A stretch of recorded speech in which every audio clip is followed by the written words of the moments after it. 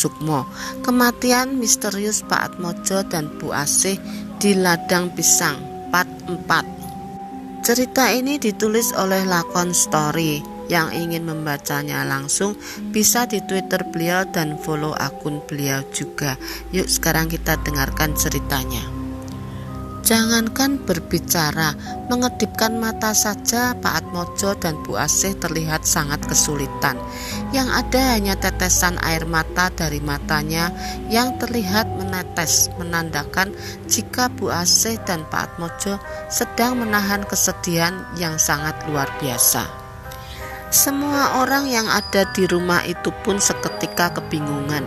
Dengan seketika dipanggilnya ulama, dokter hingga orang yang dianggap bisa mengobati, karena saat itu semua orang yang ada di dalam rumah itu sudah beranggapan jika Pak Atmojo dan Bu Asih terkena santet yang sangat ganas.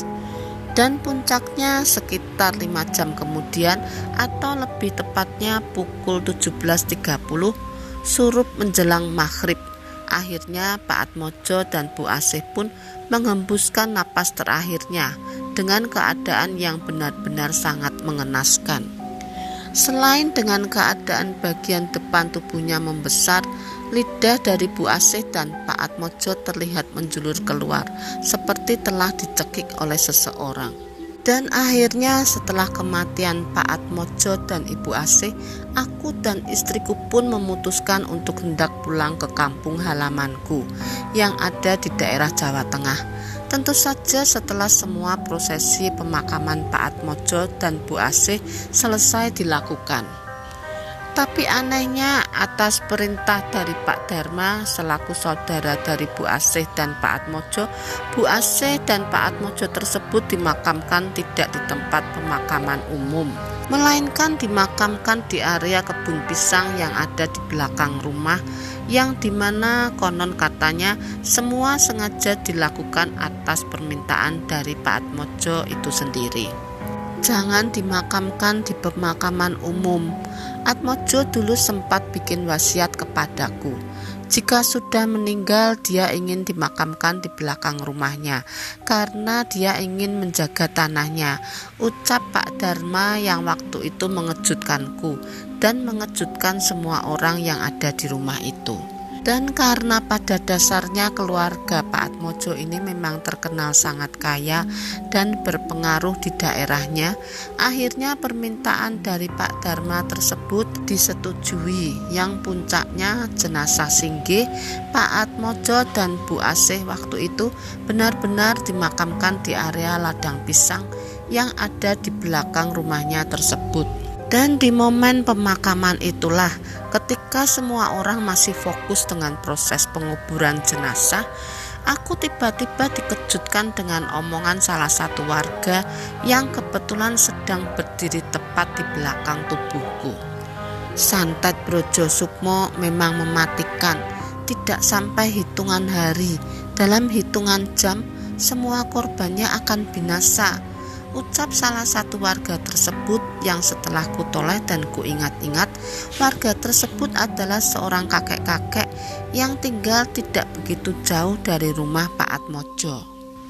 Maksudnya kek, sahutku sopan, karena pada dasarnya meskipun aku sudah lama bekerja bersama Pak Atmojo, aku bisa dikatakan sangat jarang sekali keluar dari area rumah Pak Atmojo. Hal itulah yang akhirnya membuat aku tidak terlalu kenal dengan warga sekitar. Aku sebenarnya tahu jika keluarga ini terkena santet. Aku sudah menduga sekitar 10 hari yang lalu, imbuh kakek-kakek tersebut. Ndas glundung iku tondo tekane santet. Artinya kepala menggelinding itu adalah tanda akan ada datangnya santet. Imbu kakek tua tersebut menambahkan. Mendengar hal itu aku pun mundur satu langkah dengan tatapan mataku yang terus saja menatap ke arah kakek tersebut dengan dipenuhi rasa penasaran. Das glundung, maksudnya bagaimana ya kek? Tanyaku kebingungan. Kamu sebenarnya juga tahu kan? Tepat di tanah dimakamkannya Atmojo itu sebelumnya sudah pernah digali, sahut kakek tersebut jelas. Pikiranku yang sebelumnya masih terus kebingungan tentu saja seketika terkejut tidak karuan. Karena saat itu aku pun seketika ingat sekitar seminggu yang lalu aku memang melihat ada sosok tanpa kepala yang terlihat sedang menggali tanah di tempat tersebut. Dan tanpa menanggapi pernyataan si kakek, aku pun akhirnya hanya diam sambil tersenyum pelan. Jika aku boleh menebak, pengirim santet ini sebenarnya bukan orang luar, melainkan orang dalam itu sendiri. Ya, bisa jadi saudara-saudara dari Asih, karena mereka ingin menguasai harta warisan keluarga Pak Prabu, ayah mertua dari Atmojo. Kamu tahu kan kalau semua harta kekayaan Atmojo ini sebenarnya dari keluarga istrinya. Dan karena ada kecemburuan sosial dari pihak saudara Asih, akhirnya mereka disingkirkan. Yang kusayangkan kenapa menggunakan cara seperti ini, ungkap kakek-kakek tersebut yang terlihat mengetahui semua seluk-beluk dari permasalahan keluarga Pak Atmojo. Kalau itu saya kurang paham sih ya, tapi sepertinya ucapan kakek ini ada benarnya. Beberapa waktu yang lalu pas Pak Atmojo dan Bu Asih memang sempat ribut besar. Aku tidak tahu masalahnya apa. Yang jelas aku sempat sedikit mendengar jika memang menyinggung tanah, perkebunan dan bangunan milik orang tua Bu Asih. Ngomong-ngomong, kakek kok tahu semuanya ya? Kakek ini siapa? Apa ada hubungan keluarga dengan Pak Atmojo? Tanyaku pelan. Enggak juga sih, saya cuma tetangga yang dari dulu mengenal baik keluarga Pak Prabu hingga Atmojo. Saya tahu seluk-beluknya, soalnya dulu saya sempat dekat dengan Pak Prabu, ayah dari Asih, dan sekitar 10 hari yang lalu aku sempat melihat ada beberapa orang yang sepertinya mereka anak buah dari saudara-saudara si Asih. Mereka mengendap-endap dan warawiri di sekitar rumah Atmojo waktu tengah malam. Saya sih waktu itu nggak curiga sama sekali, soalnya nggak mungkinlah mereka mau merampok ataupun mencuri. Namun setelah semua ini terjadi, saya jadi beranggapan jika santet ini memang dikirim oleh saudaranya sendiri. Ini santet Brojo Sukmo, Mas, santet paling mematikan. Medianya sudah tidak melalui udara lagi, tapi sudah melalui tanah yang terkenal lebih cepat dan ampuh menghabisi korbannya, terang kakek tua tersebut menjelaskan. Hingga akhirnya karena saat itu aku tidak mau terlalu ikut campur dengan urusan orang, akhirnya aku pun hanya diam dengan terus menatap jenazah keluarga Pak Atmojo yang waktu itu sudah mulai dimasukkan ke dalam liang lahat. Singkat cerita, setelah semua proses pemakaman tersebut selesai, aku pun kembali ke rumah Pak Atmojo, sekaligus ingin berpamitan untuk berhenti kerja. Namun sayangnya atas permintaan Pak Dharma, aku dan istriku diarahkan untuk tinggal hingga semua proses selamatan dari keluarga Pak Atmojo tersebut selesai dilakukan. 40 hari setelah kematian keluarga Atmojo, pukul 1.30 dini hari, tak lelo legung, jumenengo anakku cah bagus. Suara lantunan yang terdengar pelan yang setelah aku membuka mataku, ternyata saat itu tepat di samping tubuhku, aku melihat istriku sudah dalam keadaan membiru.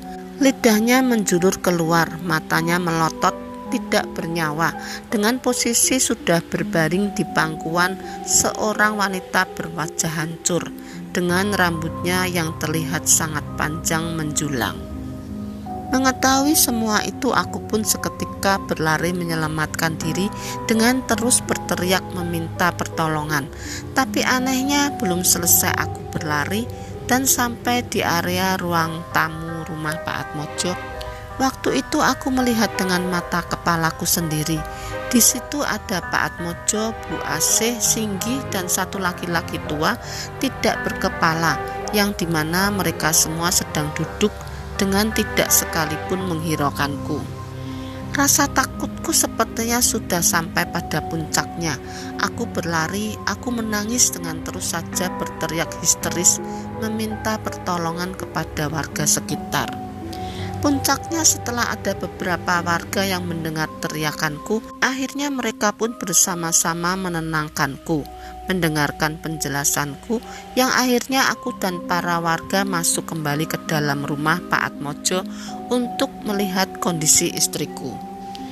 Tapi anehnya ketika aku sampai di kamar tidurku, perasaanku pun kembali terkejut karena saat itu istriku ternyata tidak apa-apa dengan keadaan yang masih tertidur pulas di tempatnya.